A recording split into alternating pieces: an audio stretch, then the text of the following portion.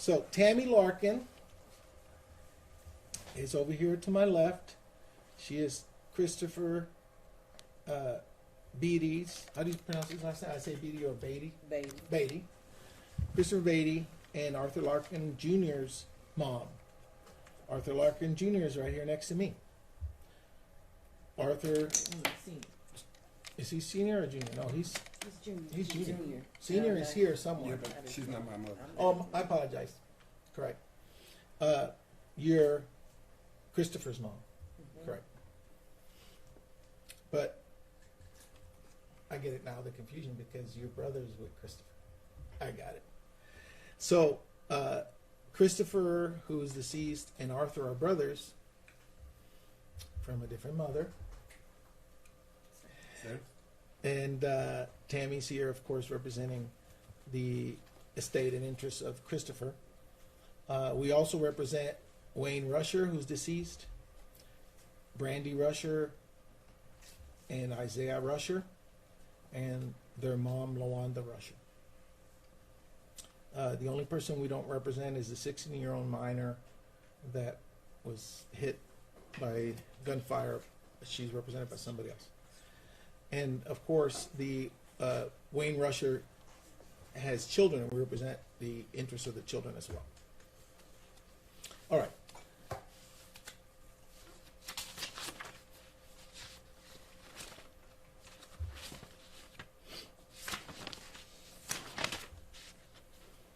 Thank you for coming, everyone. My name is Benny Augusto Jr. with the law firm of Abraham Watkins here in Houston, the oldest law firm in Houston that does plaintiff's work. We're here today because of the unfortunate events that occurred in March of this year at the Haverstock Hills apartment complex, northeast Houston. It would be remiss for us not to mention that this apartment complex has had a multiple days through the years of violent activity occurring at this apartment complex. Obviously, in a greater Houston area, there's going to be crime, there's going to be assaults, even shootings. It's a big city. But when one signs a lease agreement, when one pays rent, and that lease agreement says there's going to be security and safety of the property and of the tenants, the law says in Texas that a reasonable and prudent apartment complex or managers of that apartment complex are to take steps that are reasonable to protect its tenants. Today we're here after a lawsuit has been filed this morning. You have copies of it. It is 35 pages long approximately, and we have filed suit against Equality Lakeline LLC, Equality Community Housing Corporation, and J. Allen Management Company, Inc. If you do a little research on this company, these owners and management, they have been sued many times. They have had verdicts and settlements many times, and it has been because of lack of security of its tenants. And this tragedy that occurred, that took the lives of 2 people, and 4 others were also shot that day and are victims, should have been prevented had the apartment complex and its management acted reasonably. What we have learned through our investigation, and you will see in our petition and the evidence that we will show, including the picture that we have behind us, there are gates, security gates, that are left open all the time. There are video cameras and eye cameras available to take security videos that are not working. There are lights in the premises that are not working. There's a security shack, a guard shack that is empty, remains empty. And there's no patrol of security hardly ever on this property.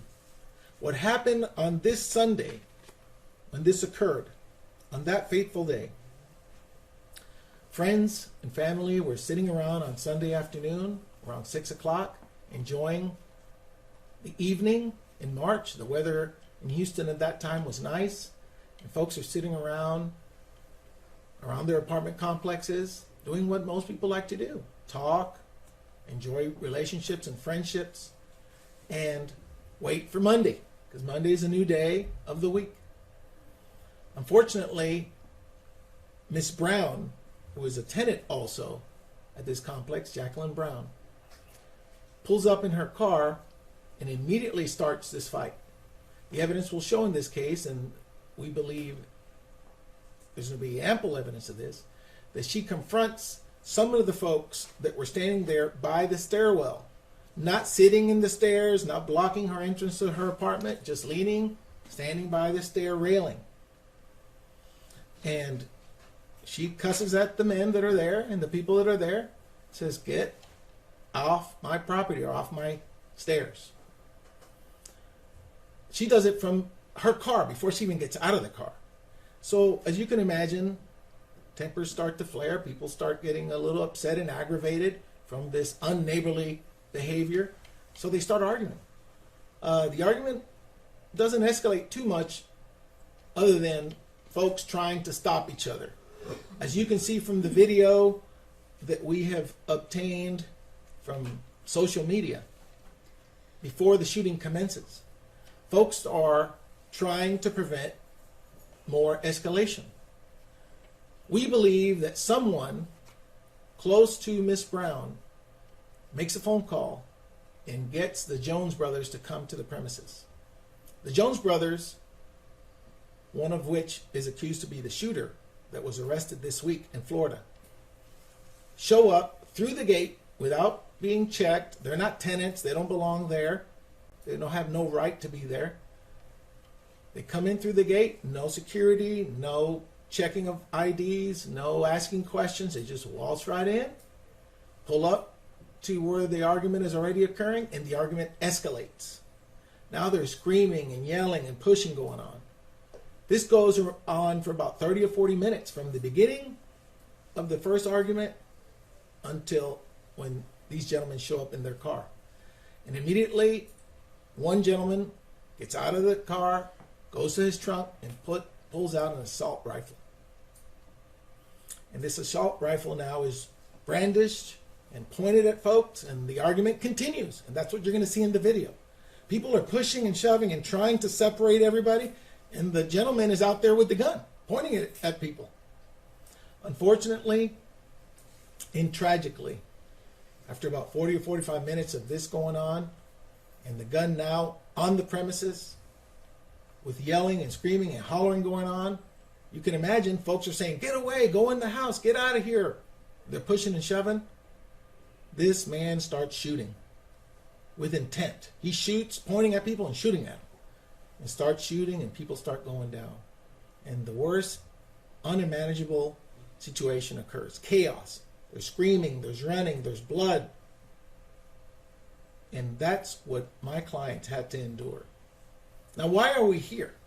We are here because of the history this apartment complex has had of criminal activity and no activity on their part to safeguard their tenants.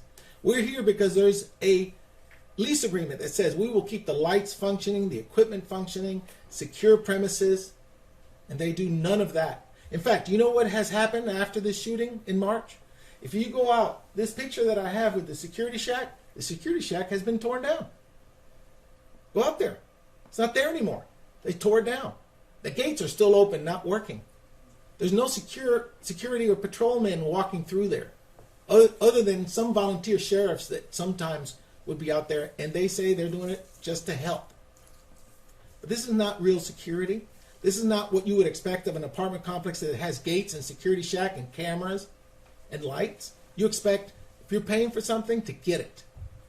And what this family got, these two families got, and these victims got, was the worst kind of hell you would imagine. Being shot at, your flesh being torn, people bloodied, and unfortunately, people dying. And that's not what these families deserve, and that's not what the folks in Houston deserve. So why do we do this? We do this to bring justice to this family, but more importantly, we do this so this apartment complex, who has been in operation now for many years, who has been sued for many years, get their act together and do what's right. Do what their contract says, do what is reasonable for them to do, and protect their tenants. And secure the area.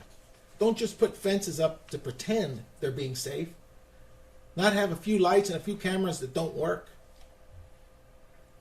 but to secure the folks and prevent this kind of activity from happening. So the Haverstock Hills apartment complex is no stranger to extreme violence. Even after this happened, there has continued to be violence occurring at this place, this apartment complex. And you know what makes my blood boil sometimes? That when we talk to the family and to the tenants and we ask them, what, did you ever complain? Yes, there was complaints. There was complaints in writing about the security. You've heard some of the folks and some of the protesting that has occurred, and we've seen it covered by the media. This is not a new story. There was even a gag order in 2010 that one of our local judges signed trying to protect the area. Nothing has changed. It continues to be an area that when you live there, you're afraid. And then you're more afraid because even if you go complaint to management, then they write you up. Then they come and watch you and say, oh, you have your dog walked around my grass. And so they start coming up with reasons to counter you for even complaining. And we will have evidence of that in this case, from the family and from other tenants. So this lawsuit has been filed in Harris County, Texas. It is in the 215th District Court. Elaine Palmer presiding. She's one of our judges here in Harris County. And we believe when the evidence is presented to the trial of this case in front of this judge, we will have what we see in other cases have happened against this apartment complex. We will get a verdict for our clients. Our lawsuit is for more than $1 million. Our rules have changed that we can say $1 million or more. So at this time, we're suing for $1 million or more. We're going to find out through the evidence if there's going to be some punitive damages. We have alleged those. And what we mean by punitive damages is when we sue a company like this for behavior that continues over and over and over that's wrong, then the allegation of punitive damages is appropriate so they can be punished or learn a lesson to correct the errors in their ways. And that's what we expect to do in this case. So, I appreciate your time.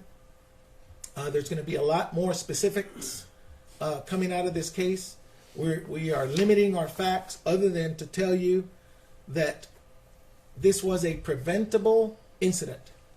Preventable in many ways, but specifically, if an argument or a fight in an apartment complex occurs, and if you're out there and you see some of the videos and hear the sounds, it echoes, it gets loud.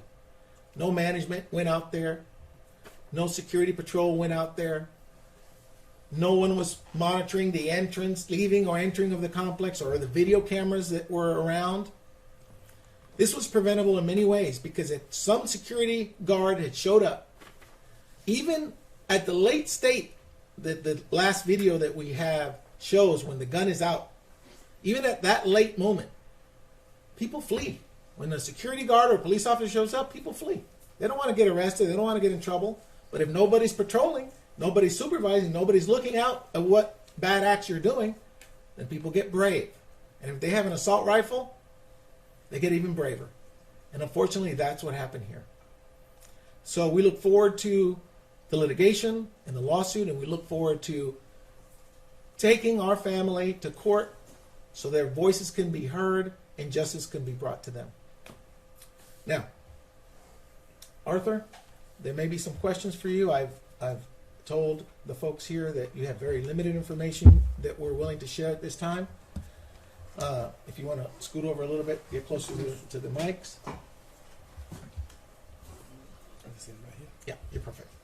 Okay.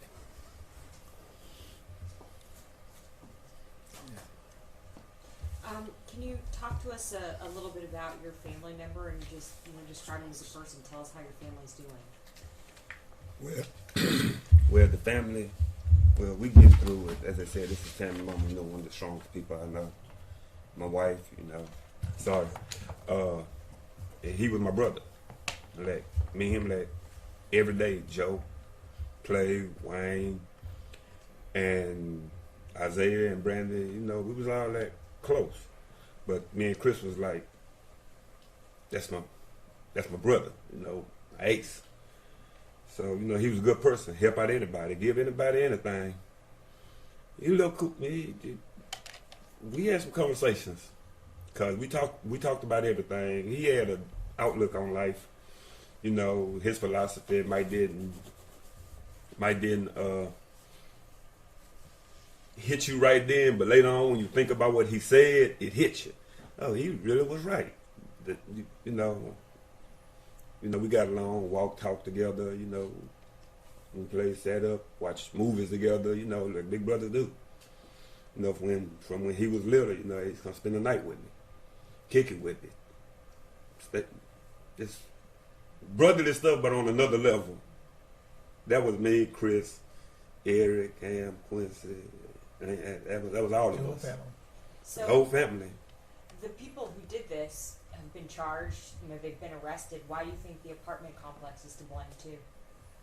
And that's where we come in, because the family doesn't understand the law sometimes. They know they're just victims and they've been hurt. And what we do investigate, and that's why they've hired a lawyer, is that this is not a one-time deal. When you get an apartment complex that has a one-time deal, or some people say has one bite, you know, the dog bites once, then after that you know better. Don't let that dog around children. That's a different story. Here we have years, continued mismanagement and lack of safety of the tenants. So when this family, as you have heard, is victimized, they have the right to look for answers. And that's why we're here, to try to find those answers. Were you there that day? Could you recall a little bit like chaos and some of the things that went on? You were there. Describe. Yeah, I was there. I was conscious of Can you just describe some of the scene and what was it like that day? horrific. It was horrific, chaotic and horrific. I don't think I shot also. He was shot. Yeah, I took a round in the back, exited out by my lung and my arm. So I was like right there. You were seriously injured. Yeah, surgery straight down the middle, gaping hole in the back, flesh torn off on the arm. So it was pretty much from what the doctor said, a life-threatening injury. How long had you lived at the apartment complex? Off and on about ever since '97. Off and on. Yeah. Can you describe the complex for us? They need to be revamped. I mean, security-wise, safety-wise, they need it severely.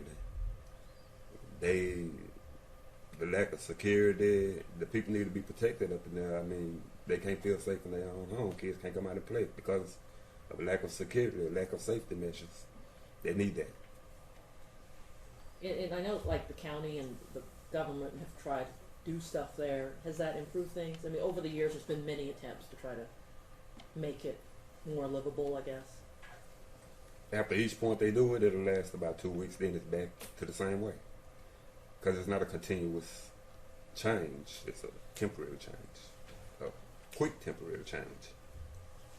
So, to me, no, I don't see the improvements just yet. I don't see them just yet. That's what this is for. To make them improve. To make them do something better so people could feel safe to come out and barbecue, let their kids go play. And that's what this is for. And Arthur, it's Larkin, is your last name? Larkin. Okay. How long were you in the hospital? I was in the hospital for 9 days. 9 days. That's because I have a problem with laying down.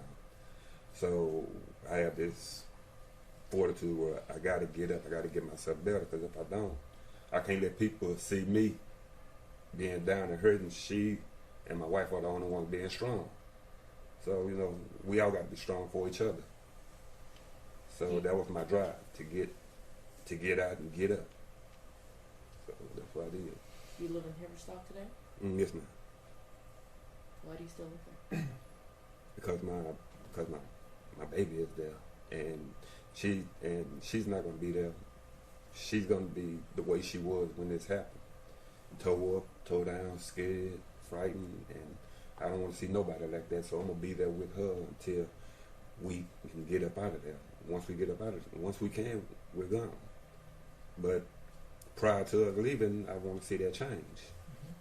I got to see it because my family is still in there, my friends are still up in there. And nobody should have to go through that. Can you talk about that day before the incident? What was going on? You know, you guys were hanging out, talking. Just what was the atmosphere before everything went down? Before the argument, Yes. everybody was out enjoying themselves, laughing and joking and just enjoying themselves. They were playing basketball, kids at the park. It was just a nice, beautiful day. I mean, wasn't no ominous situation, threat of cloud going on. It was just a beautiful day. That turned chaotic. That's all. That was it. Was no reason, cause, or nothing for that event to happen. Just went from 0 to 10. That was. So there were people who were trying to kind of, after the argument started, there were people who were trying to kind of calm things down, and they just weren't able to, was there just people who were just intent on arguing, and people who were just trying to, so that, well, like, people who were arguing and not wanting to stop, and people who were trying to get it to stop, was that kind of what was going on? Yeah, that's what was going on. People, you had people that were trying to break up the situation, and people that were steady throwing wood on it, escalating it. So once it reached the point that it reached, the people that were trying to break it up, I mean, it was time to get out the way. So they did what any normal human being would do. Moved. Because now it's a firearm involved. They got out the way. So what are you going to miss about your brother? Huh? What are you going to miss about your brother? We look alike in the jokes. We look alike in the jokes. As everyday joking, just happy, talking about how our family got along, our family get-togethers, our kids, just everything. I mean, just literally everything. Sometimes you have a little crazy temper where we argue, but after the argument, the next day we back sitting down talking and joking. That just everything. The negatives and the positives weighed themselves out with him. He was like balanced. He was balanced. He was a balanced young man. Always had drive. Always knew what he wanted and would try to go get it. And now you don't have that. I just put on hold temporarily. We'll see him again. He just put on hold temporarily. We'll see him when we gonna see him again. That's great to hear. And Tammy, of course, is Christopher's mom. And I know you're strong. You're being strong. Trying. Do you want to move, or do you guys want to maybe Come on, switch babe. seats? You want to scoot over a little bit, Tammy? I'll give it a seat. You can talk.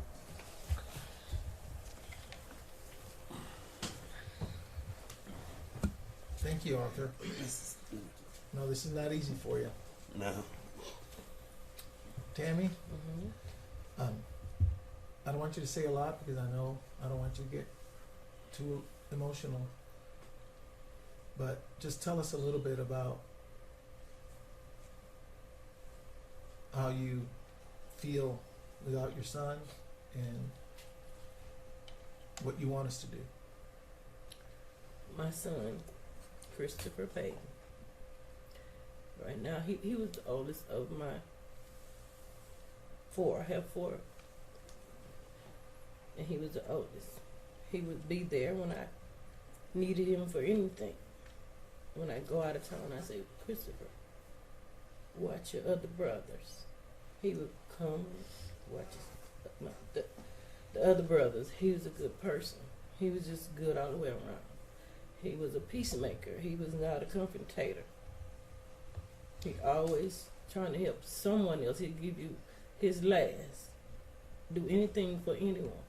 That's the kind of person that he is. He was a security guard. So he was that kind of person.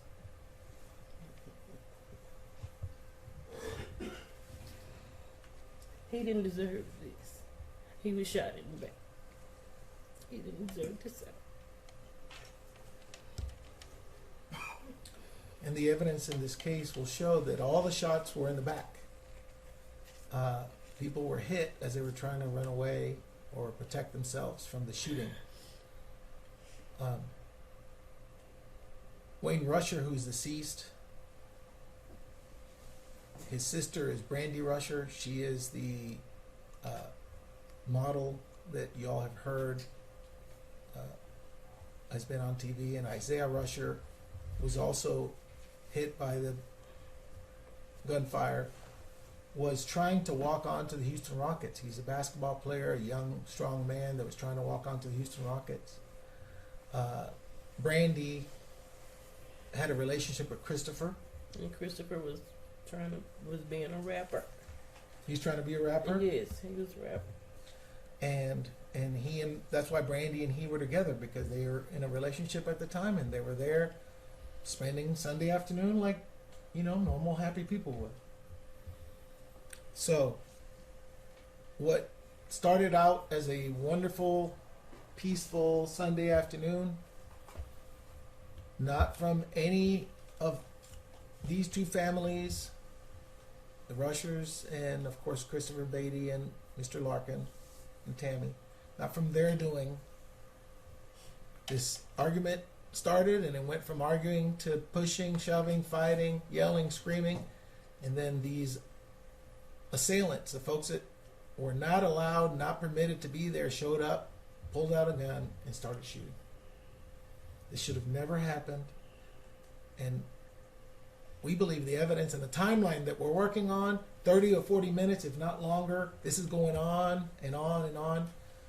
And that's what, in great part, is why we believe the lawsuit needed to be filed. In addition, because it was preventable in that realm, and because of the facts and the history of this apartment complex.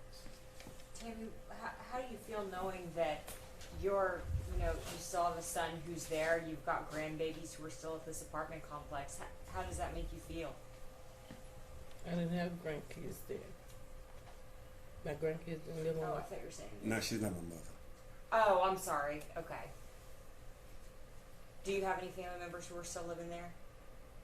Yes, him Yeah. and his brother.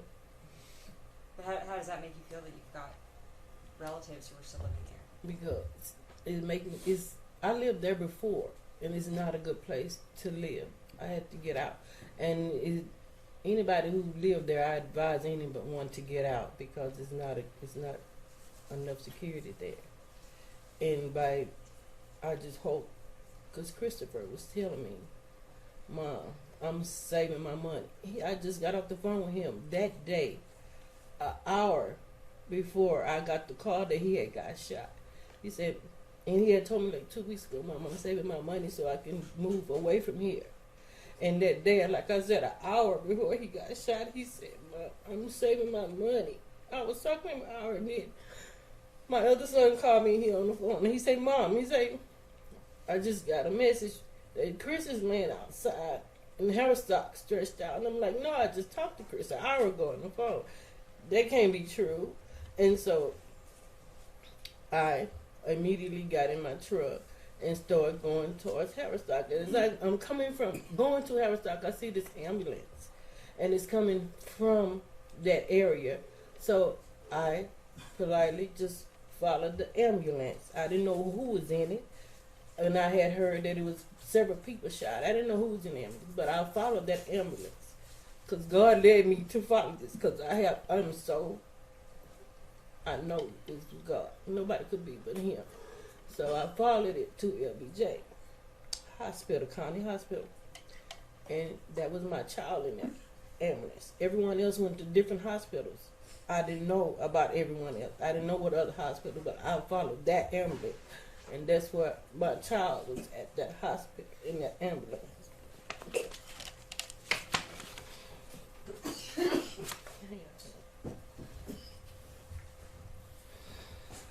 Any other questions? Filed this today, right? We filed it today. Tammy, I hate to ask this, but what are you going to miss about Christopher? Everything. He was my backbone. when I needed something, when I'm running low of anything, I could go to Christopher, and he's okay, Mom, I'm on my way. If I need him to watch the kids, well, I'm on my way. They looked up to him, because I have 3 boys under him. They looked at him. They was their older brother, and he set a good example for his brothers. He's not here for them anymore. He can't talk to them. He can't set them on the right path as being a big brother. He cannot do that. And he have kids. He have 2 kids. Where did he work as a security guard? He worked at the airport. He just got a promotion. Yes, he did. Airport. Airport. Did he work for TSA, or was he working for like private He security? worked for private security. He had just got a promotion. He called me. He was so excited about his promotion. And also, he was finna get a position with HIST. Well, thank you both very, very much. And we're looking forward to bringing justice to both families. And thank you for being here. And thank you all. We'll follow up with more information as we get it.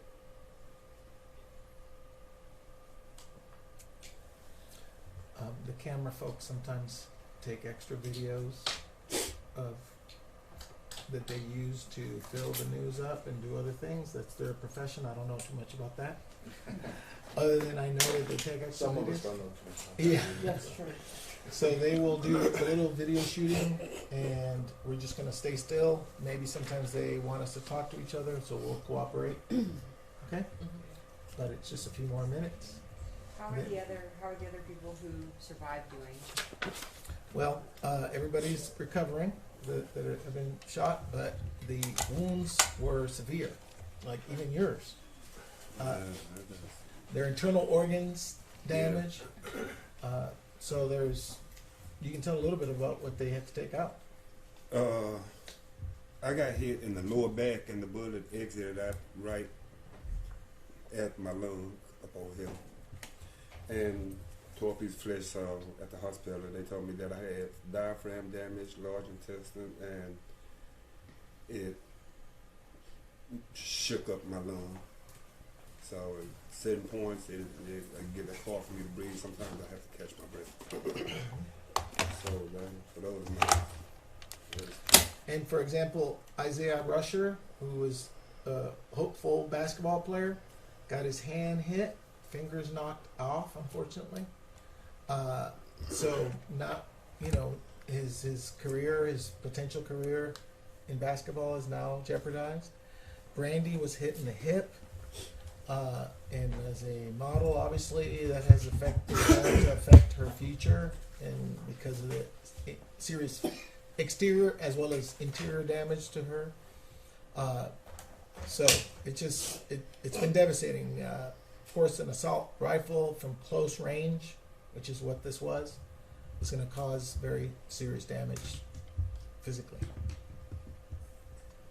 And you've sued both the owner and the management company? That is correct. Okay. The owners and the management company have been sued. And if you do some research on the prior lawsuits, those same folks have been sued repeatedly for the security problems that they have out there. And that's the main thing. Nothing is changing. Even after this, nothing is changing. So the legal system has to work in this case. And that's why we're doing this. All right. Thank you very much, folks. Thank you, guys.